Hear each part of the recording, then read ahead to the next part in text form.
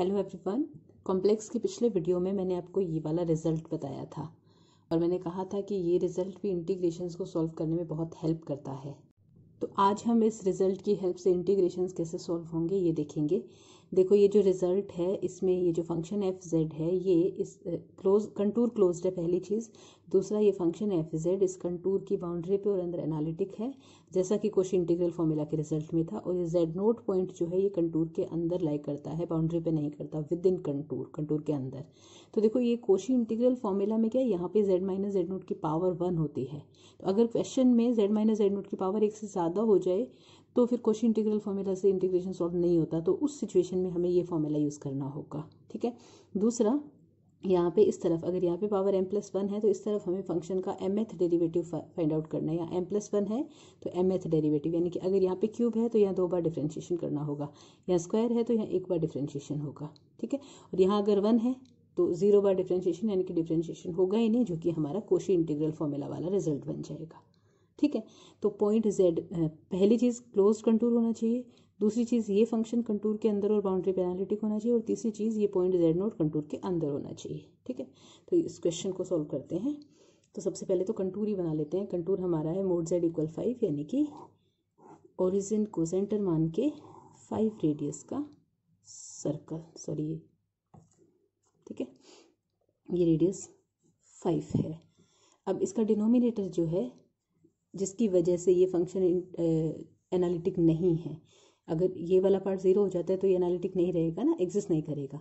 तो ये डिनोमिनेटर को अगर हम 0 के बराबर करते हैं, जेड क्यूब को 0 के बराबर करते हैं तो जेड बराबर आता है 0, और ये जेड बराबर 0 पॉइंट, यानी कि ओरिजिन इस कंटूर के अंदर है, ठीक है। ये फंक्शन है एक्सपोनेंशियल फंक्शन e की power minus iota z. Exponential function भी पूरे फाइनाइट कॉम्प्लेक्स प्लेन में एनालिटिक होता है, इसलिए सर्कल की बाउंड्री पे और इसके अंदर फंक्शन एनालिटिक है, ठीक है। तो देखो यहाँ पे here F Z equal minus iota Z. F Z की वैल्यू ये है, is analytic within and on C, ये एनालिटिक है, ठीक है। And Z equals to 0 lies within C. तो जेड नोट जो है ना वो हमारा कंटूर के अंदर लाइक करता है, ठीक है। तो इस इंटीग्रेशन का रिजल्ट निकालना है हमें। तो यहाँ से कंपैरिजन करेंगे F Z Z minus Z naught की power m+1, Z minus Z naught यानी कि जेड माइनस 0 की पावर 3 है, यानी कि 2+1। सिर्फ इस इंटीग्रेशन की बात करें तो रिजल्ट क्या होगा, उधर 2 पाई आइटा मल्टीप्लीकेशन में जाएगा, अपॉन में m फैक्टोरियल आएगा और मल्टीप्लीकेशन में ये आएगा। तो मैं एक बार फॉर्मूला लिख देती हूँ, उसके बाद हम उसमें रिजल्ट रखेंगे। तो integration C F Z upon Z minus Z naught की power m+1 D Z equal होगा 2 pi iota upon m factorial F mth derivative at Z naught, ठीक है। यहाँ पे हमारे क्वेश्चन में एफ जेड की वैल्यू ये है और ये हमारा जेड नोट है, जेड नोट 0 है। तो अब इसमें अप्लाई करते हैं। देखिए ये जो इंटीग्रेशन है ना, एक तरीके से e की power minus iota Z upon Z की पावर m+1 लिखना होता है ना हमें, तो ये 2+1 डी जेड है, ठीक है।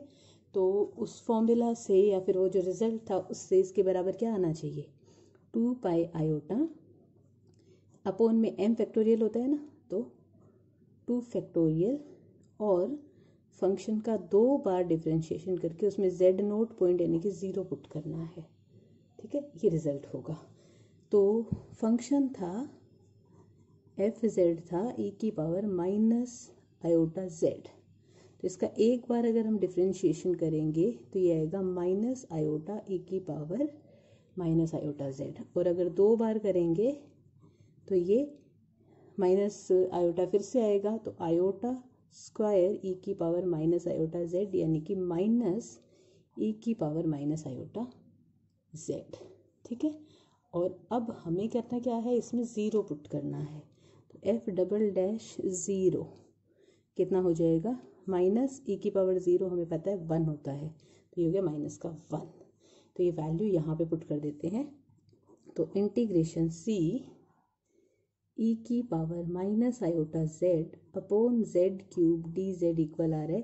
देखो 2 फैक्टोरियल से 2 पाई आयोटा का 2 कैंसिल हो जाएगा, ठीक है। तो पाई आयोटा -1 यानी कि माइनस पाई आयोटा, और यही हमें प्रूव करना था। तो ये एप्लीकेशन हुआ उस फॉर्मूला का, इंटीग्रेशंस को सॉल्व करने में बहुत हेल्पफुल है, बहुत इजी हो जाते हैं इंटीग्रेशंस इन फॉर्मूलाज की हेल्प से। नेक्स्ट क्वेश्चन है इवैल्यूएट, हमें इस इंटीग्रेशन को इवैल्यूएट करना है। देखो यहाँ पे भी ये जो डिनोमिनेटर में है इसकी पावर 2 है, तो 1 से ज़्यादा जब होती है पावर तो कोशी इंटीग्रल फॉर्मूला नहीं लगता, ठीक है। तो पहले तो हम देखते हैं हमारी जो सारी कंडीशंस है वो फुलफिल हो रही है या नहीं। तो कंटूर क्या है, कंटूर एक सर्कल है यानी कि क्लोज्ड कंटूर है, ठीक है। ये जो फंक्शन है ये तो ऑलवेज एनालिटिक होते हैं फाइनाइट कॉम्प्लेक्स प्लेन में, तो ये इस कंटूर में भी एनालिटिक होंगे। अब तीसरी चीज़ हमें ये देखनी है कि ये जो पॉइंट है इसकी वजह से मतलब फंक्शन एनालिटिक नहीं रहता, ऐसा है भी या नहीं, ठीक है। तो हमें ये देखना है कि ये जो पॉइंट है ये कंटूर के अंदर लाई करता है या नहीं। तो पहले कंटूर बना लेते हैं हम। देखो ये कंटूर कैसा है, ऐसा सर्कल जिसका सेंटर z बराबर 1 है और रेडियस 4 है, ठीक है। तो ये z बराबर 0, ये सपोज z बराबर 1 है, तो 1 2 3 4, ये 4 हो गया मान लो, ठीक है। 1 2 3 4, तो ये इस तरह से जो सर्कल है वो हमारा कंटूर है, ठीक है। ये z इक्वल 1 इसका सेंटर है और ये जो डिस्टेंस है ये 4 है, रेडियस 4 है, ठीक है। अब यहाँ पे डिनोमिनेटर को अगर हम 0 करते हैं, z माइनस 2 आयोटा इक्वल 0, तो z इक्वल आएगा 2 आयोटा, यानी ये पॉइंट हमारा है 0 2, ठीक है। तो देखो 0 2 पॉइंट, ये 0 है, ये 1 है, ये 2 है, ये होगा 0 2 पॉइंट। ये हमारा सर्कल के अंदर लाई करेगा ना, यहाँ पे पुट करके देख लेना। अगर डाउट हो कि कैसे चेक करना है तो यहाँ पुट करके देख लेना। यहाँ पे 2 आयोटा पुट करोगे तो क्या लेस देन इक्वल आता है क्या, ठीक है। जैसे मैं बता देती हूँ, अगर हम मतलब पॉइंट क्या है, कंटूर के अंदर होना चाहिए ना, तो कंटूर के अंदर यानी कि लेस देन आना चाहिए 4 से। तो अगर हम मोड z माइनस 1 में z की वैल्यू 2 आयोटा पुट करते हैं तो ये बनेगा 2 आयोटा -1, ये होगा अंडर रूट -1 का स्क्वायर प्लस 2 का स्क्वायर, ठीक है। कितना आ रहा है ये 1 + 4 अंडर रूट 5, और अंडर रूट 5 कितना होता है 2 पॉइंट समथिंग होता है ना।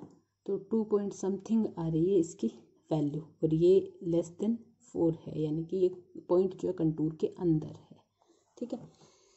तो ये पॉइंट कंटूर के अंदर है और ये फंक्शन जैसे मैंने कहा ऑलवेज एनालिटिक है।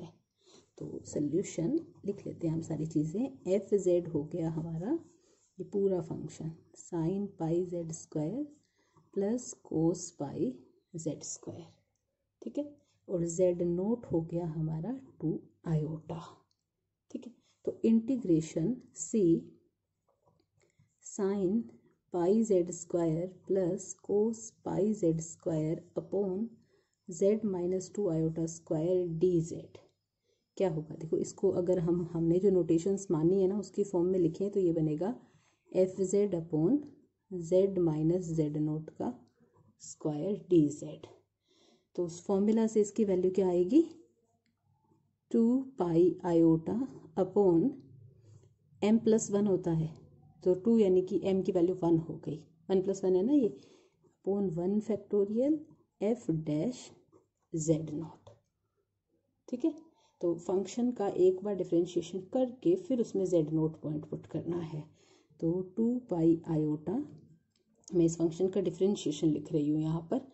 तो देखो साइन पाई जेड स्क्वायर का होगा कोस पाई जेड स्क्वायर, और पाई जेड स्क्वायर का क्या होगा 2 pi Z, 2 pi Z. Cos का होगा minus sine -2 pi Z sine pi Z square, ठीक है। ये डिफरेंशिएशन है और इसमें हमें z बराबर जेड नोट यानी कि 2 आयोटा पुट करना है, ठीक है। तो अब ये पुट कर दो 2 पाई आयोटा, 2 आयोटा पुट करेंगे तो ये बन जाएगा 4 पाई आयोटा कोस, z की जगह 2 आयोटा पुट करेंगे तो ये बनेगा माइनस का 4, तो कोस 4 पाई, क्योंकि कोस में माइनस थीटा प्लस थीटा हो जाता है। इस फैक्टर में पुट करते हैं तो z की जगह 2 आयोटा करेंगे तो ये 4 पाई आयोटा, और ये बनेगा साइन -4 पाई। ठीक है, और साइन में हमें पता है माइनस साइन बाहर आ जाता है, तो ये 4 पाई आयोटा अपन बाहर कॉमन ले लेते हैं तो बाहर हो जाएगा माइनस का 8 पाई स्क्वायर। अच्छा, कोस 4 पाई की वैल्यू कोस 0 पे 1 होता है, 2 पाई पे 1 होता है, 4 पाई पे 1 होता है, तो ये 1 है और ये है 0। साइन हमें पता है पाई के मल्टीपल पे 0 होता है, तो आंसर आया माइनस का 8 पाई स्क्वायर इंटीग्रेशन की वैल्यू। तो जो नेक्स्ट क्वेश्चन हम करेंगे वो है using the integral representation of nth differentiation of function at 0, prove that, हमें ये रिजल्ट प्रूव करना है where C is any closed contour surrounding the origin, origin को बीच में लेते हुए, मतलब ओरिजिन उस कंटूर के अंदर है ना, कोई क्लोज्ड कंटूर है C, हैंड शो दैट, फिर हमें ये रिजल्ट भी शो करना है। ठीक है, तो हमें ये इंटीग्रेशन प्रूव करना है। हमें फंक्शन नहीं दे रखा, क्या है, सिर्फ इतना दे रखा है कि C कोई क्लोज्ड कंटूर है और इस क्लोज कंटूर के अंदर ओरिजिन है। ठीक है, और देखो हमें फंक्शन का nth डेरिवेटिव जो है वो 0 पे फाइंड आउट करना है, यानी कि ओरिजिन पे और ओरिजिन कंटूर के अंदर है। ठीक है, तो हमें ये जो डेरिवेटिव वाला फॉर्मूला था जो मैंने आज स्टार्टिंग में मेंशन किया था कि इस पे बेस्ड हम एग्जांपल्स करेंगे, क्वेश्चंस करेंगे, उसको यूज करते हुए इसे सॉल्व करना है। तो फंक्शन हमें अपनी मर्जी से लेना है। तो देखो यहाँ पे इस इंटीग्रेशन को देखो ध्यान से, z के विद रिस्पेक्ट इंटीग्रेशन है, तो ये x पावर n तो कांस्टेंट है z के लिए जब इंटीग्रेशन हो रहा है, तो फंक्शन ये है e की पावर zx। ठीक है, और अपोन में देखो z की पावर n+1 आ रहा है, तो जो z नोट होता है ना वो z -0, तो 0 z नोट है। ठीक है, और यहाँ पावर n+1 है तो इक्वल वाले में nth डिफरेंशिएशन आएगा। ठीक है, जब यहाँ पे पावर m+1 होती है तो वहाँ mth डिफरेंशिएशन आता है ना, तो यानी कि फंक्शन हमारा होगा e की पावर zx। ठीक है, सॉल्यूशन स्टार्ट करते हैं। लेट फंक्शन हमने ले लिया e की पावर zx, तो ये फंक्शन जो है ये पूरे फाइनाइट कॉम्प्लेक्स प्लेन में एनालिटिक होता है, तो ये हमारा जो कंटूर है उसमें भी एनालिटिक होगा। ठीक है, F Z B analytic function within and on closed contour C। ठीक है, and z naught equal origin, origin है is within C, contour के अंदर है, हमें दे रखा है C is close contour surrounding the origin, तो ओरिजिन कंटूर के अंदर है। ठीक है, तो वी नो हमारा जो रिजल्ट है वो ये होता है f, हमारे पास फॉर्मूला m की फॉर्म में था, अभी यहाँ पे प्रूव जो करना है उसमें n है तो हम n लिख लेते हैं ना, nth डेरिवेटिव 0 इक्वल होता है n factorial upon 2 pi iota integration c f z upon z minus z note की पावर n+1 dz। ठीक है, यहाँ हम वैल्यूज पुट कर देते हैं, तो वैल्यूज पुट करेंगे तो हमें देखो इस तरफ nth डेरिवेटिव की वैल्यू पुट करनी होगी, इधर तो फंक्शन रखना है सीधे सीधे z माइनस z नोट रखना है, उसमें कोई प्रॉब्लम नहीं है। ये है कि हमें nth डेरिवेटिव निकाल के फंक्शन को n टाइम्स डिफरेंशिएट करके z के विद रिस्पेक्ट फिर z बराबर 0 पुट करना है। ठीक है, तो हमारा जो फंक्शन है वो है एफ जेड इक्वल ई की पावर जेड एक्स। ठीक है, तो एफ डैश जेड, इसका एक बार डिफरेंशिएशन करेंगे तो क्या आएगा, एक्स ई की पावर जेड एक्स। ठीक है, एफ डबल डैश जेड, दो बार डिफरेंशिएशन करेंगे तो क्या आएगा, एक्स स्क्वायर ई की पावर जेड एक्स। राइट, तो इसी लॉजिक से अगर हम इसको n टाइम्स डिफरेंशिएट करेंगे तो क्या आएगा, एक्स की पावर n ई की पावर जेड एक्स। राइट, और हमें करना क्या है, इस nth डेरिवेटिव में ओरिजिन यानी कि z नोट पुट करना है। ठीक है, अच्छा मैं अगर यहाँ पे 0 लिख रही हूँ तो मुझे यहाँ भी 0 लिखना चाहिए, एक ही बात है, वैसे तो हमने z नोट को 0 माना है, तो ये हो जाएगा x की पावर n, e की पावर 0 1 होता है। ठीक है, तो ये जो वैल्यू है ये यहाँ पे पुट करते हैं, सारी वैल्यूज एफ जेड की और ये सारी वैल्यूज पुट करते हैं। तो ये जो इसे मान लो मैं इक्वेशन नंबर 1 लिख रही हूँ, तो 1 क्या बन जाएगा, 1 इम्प्लाइज x की power n equal n factorial upon 2 pi iota integration c e की पावर zx अपॉन z की पावर n प्लस 1 dz। ठीक है, ये रिजल्ट आ गया हमारे पास। अब जो प्रूव करना है ना वो थोड़ा सा डिफरेंट है, देखते हैं जरा प्रूव करना है वो क्या है। हमें ये वाला रिजल्ट प्रूव करना है। ठीक है, तो यहाँ पे एक चीज तो ये है कि x की पावर n के अपॉन में n फैक्टोरियल है, तो जो हमारा n फैक्टोरियल इधर है ना उसे हम अपॉन में ले आएंगे। दूसरा हमारे पास ये एक ही फैक्टर आ रहा है, इसके स्क्वायर चाहिए, तो हम ऐसा करते हैं दोनों तरफ x की power n upon n factorial से मल्टीप्लाई कर देते हैं, क्योंकि एक फैक्टर ये यहाँ भी बन रहा है, राइट। तो करते हैं हम ये, तो यहाँ से x की power n upon n factorial equal आ जाएगा 1 upon 2 pi iota integration c e की पावर zx अपॉन z की पावर n प्लस 1 dz। ठीक है, अब हम ऐसा करते हैं दोनों तरफ x की power n upon n factorial से मल्टीप्लाई करते हैं, x की power n upon n factorial से। ठीक है, देखो ये x की power n upon n factorial constant है, क्योंकि इंटीग्रेशन तो z की विद रिस्पेक्ट है, तो कांस्टेंट को हम इंटीग्रेशन के अंदर भी लिख सकते हैं बाहर भी लिख सकते हैं, पर हमें जो प्रूव करना है ना उसमें अंदर चाहिए। तो ऐसा करती हूँ मैं, इस तरफ इसका स्क्वायर करती हूँ और इसको अंदर लिखती हूँ, तो वो जो रिजल्ट हमें प्रूव करना था वो बन जाएगा। तो ये आ रहा है हमारे पास x की power n upon n factorial का square equal 1 upon 2 pi iota integration c x की पावर n e की power zx upon n factorial z की पावर n प्लस 1 dz। ये रिजल्ट हमें प्रूव करना था, ये रिजल्ट आ गया। ठीक है, तो क्वेश्चन का एक पार्ट सॉल्व हो गया। अब दूसरा पार्ट, एक और चीज हमें क्वेश्चन में प्रूव करनी थी, और वो क्या थी, तो ये वाला रिजल्ट हमें इस रिजल्ट की हेल्प से आगे प्रूव करना है। तो देखिए इस रिजल्ट में लेफ्ट हैंड साइड में ये जो टर्म है इसके साथ हमें समेशन चाहिए n taking value 0 to infinity.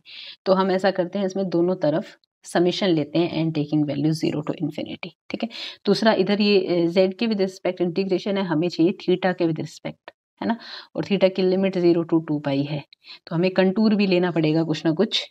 जो सी कंटूर है उस वो हमें कोई सर्कल लेना पड़ेगा, क्योंकि सर्कल के लिए थीटा 0 से 2 पाई आता है। ठीक है, तो हमें इस रिजल्ट से ये जो बनाना है वो देखते हैं हम कौन से कंटूर से बनेगा, क्योंकि कंटूर के लिए हमें सिर्फ ये दे रखा था कि एक क्लोज्ड कंटूर है जिसके अंदर ओरिजिन आना चाहिए, तो हम अपनी मर्जी से कोई भी क्लोज कंटूर ले लेंगे जिसके अंदर ओरिजिन हो। तो इक्वेशन नंबर 2 मानते हैं इसको, और इसके दोनों तरफ हम समेशन ले रहे हैं n taking value 0 to infinity. तो 2 implies summation n taking value 0 to infinity x की power n upon n factorial का square equal summation n taking value 0 to infinity 1 upon 2 pi iota integration c x की power n e की power zx upon n factorial z power n plus 1 dz। ठीक है, अब ऐसा करते हैं हम समीशन को इंटीग्रेशन के अंदर लेके जाते हैं, मतलब कि समीशन और इंटीग्रेशन का आपस में रोल इंटरचेंज करते हैं, और ये फंक्शन यूनिफॉर्मली कन्वर्जेंट है। कन्वर्जेंस हमने पढ़ी हुई है सेकेंड ईयर में। तो जब यूनिफॉर्मली कन्वर्जेंट होता है फंक्शन, तो समीशन और इंटीग्रेशन का रोल इंटरचेंज कर सकते हैं हम। तो हमें यहाँ पे कन्वर्जेंस चेक नहीं करनी है, हमें सीधे रोल इंटरचेंज करना है। तो रोल इंटरचेंज करते हैं, 1 अपॉन 2 पाई आयोटा तो समीशन से भी बाहर चला जाएगा, क्योंकि समीशन n पे है, ये कांस्टेंट है। तो 1 अपॉन 2 पाई आयोटा, और इस साइड को हमें चेंज करना नहीं है क्योंकि ये एज इट इज चाहिए हमें। ठीक है, integration c summation n taking value 0 to infinity x की power n upon n factorial e की पावर zx z की power n plus 1 dz। Right, ये बन गया। अब हम करते हैं कंपैरिजन, जो रिजल्ट प्रूव करना है उससे, लेकिन जो रिजल्ट प्रूव करना है उसके अंदर z तो आ ही नहीं रहा हमारे पास, तो थीटा के फॉर्म में है। तो पहले इसको थोड़ा सिंप्लीफाई, और दूसरी चीज उसमें समेशन भी नहीं आ रहा, तो हमें समेशन को भी कहीं ना कहीं एडजस्ट करना होगा। राइट, तो देखिए यहाँ से 1 upon 2 pi iota integration c summation n पे है, e की पावर zx में n नहीं आ रहा, तो इसे हम समीशन से बाहर लिख सकते हैं। ठीक है, अच्छा ये z की पावर n प्लस 1 है, तो इसे मैं z की पावर n इंटू जेड अलग लिख सकती हूँ, तो अब जो इंटू जेड है ना उसको हम बाहर ले आते हैं, ई की power Z X upon Z हम समीशन से बाहर ले आए, सॉरी, ठीक है। समीशन के अंदर क्या बचेगा, n 0 to infinity 1 upon n factorial x upon z की पावर n और साथ में है dz, ठीक है। देखिए x की पावर n, x की पावर n, n फैक्टोरियल, ये z की पावर n प्लस 1 है, तो z की पावर n तो हमने अंदर रख लिया और एक z हमने बाहर लिख दिया समीशन से, ठीक है। ये जो है ना ये एक्सपोनेंशियल वाला फॉर्मूला बन रहा है। तो सीरीज जो होती है ना exponential series 1 upon 2 pi iota integration C E की power Z X upon Z, ये बन रहा है ई की power X upon Z D Z. देखो ई की पावर x इक्वल होता है 1 plus X square by 2 factorial X cube by 3 factorial so on होता है ना। और अगर हम इसे समीशन की फॉर्म में लिखें तो ये बनेगा n 0 से इन्फिनिटी x की power n upon n factorial, ठीक है। तो ये यही रिलेशन है, बस x की जगह पे हमारे पास x अपॉन z है, तो ये बन गया e की पावर x अपॉन z, ठीक है। तो 1 अपॉन 2 पाई आयोटा इंटीग्रेशन सी 1 अपॉन जेड, ई की पावर में x तो है कॉमन, ये आ रहा है z plus 1 upon Z D Z, ठीक है। अब देखो हमें जो प्रूव करना है ना उसमें मैं एक बार उस रिजल्ट तक चलती हूँ। ये जो रिजल्ट है ये हमें प्रूव करना है ई की पावर 2x कोस थीटा, ठीक है। तो कहीं ना कहीं जो हमारा z प्लस 1 अपॉन जेड है वो 2 कोस थीटा बनना चाहिए, ठीक है। और थीटा में हमें चेंज करना है, तो हम ऐसा करते हैं, मान लेते हैं हमारा जो कंटूर है ना वो लेट सी कंटूर जो है वो हमने ओरिजिन को सेंटर मान के 1 रेडियस का सर्कल ले लिया। तो जब हमारा कंटूर ये होगा तो z बराबर हमें पता है होगा e की पावर आयोटा थीटा, ठीक है। z बराबर e की पावर आयोटा थीटा है, तो 1 अपॉन z क्या होगा, e की पावर माइनस आयोटा थीटा, ठीक है। और z प्लस 1 अपॉन z अगर हम करेंगे तो यह आ जाएगा e की power iota theta plus e की पावर माइनस आयोटा थीटा, और ये इक्वल होता है 2 कोस थीटा के, ठीक है। तो जो हमें प्रूव करना है यहाँ पे 2x कोस थीटा वो बन रहा है ना, तो यहाँ पे ये रेडियस 1 ही लेनी पड़ेगी, क्योंकि अगर रेडियस कुछ और ले लोगे तो ये मल्टीप्लिकेशन में वो फैक्टर आ जाएगा, वो टर्म आ जाएगी, वो हमें चाहिए नहीं, ठीक है।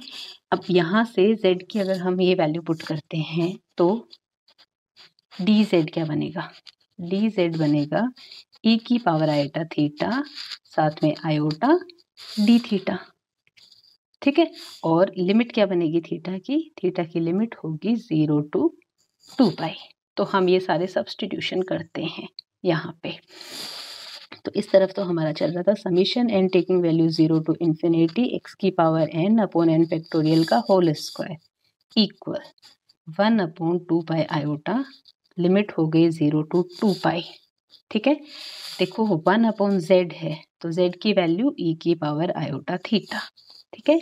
e की power z plus 1 upon z क्या बन रहा है 2 कोस थीटा, तो ये बन गया 2x कोस थीटा, और dz की जगह क्या आएगा आयोटा e की power iota theta d theta, e की पावर आयोटा थीटा से e की पावर आयोटा थीटा कैंसिल, इस आयोटा से ये अंदर वाला आयोटा कैंसिल, तो बचा क्या, ये बचा 1 upon 2 pi 0 to 2 pi e की power 2x cos theta d theta, और यही हमें प्रूव करना था, ठीक है। तो यहाँ पे प्रूफ कंप्लीट हो गया। तो एक और क्वेश्चन करते हैं इस वीडियो में हम, इवेल्युएट, हमें इस इंटीग्रेशन को इवेल्युएट करना है, कंटूर ये दे रखा है, ठीक है। तो ये जो डिनोमिनेटर है, अच्छा कंटूर बना देती हूँ पहले तो ओरिजिन सेंटर है और 2 रेडियस का सर्कल है, ये 2 है, ठीक है। फंक्शन में जो डिनोमिनेटर में है उसको अगर हम 0 के बराबर करते हैं तो z की वैल्यू आ रही है -1, और z बराबर -1 ये वाला पॉइंट होगा, तो ये कंटूर के अंदर है पॉइंट, ठीक है।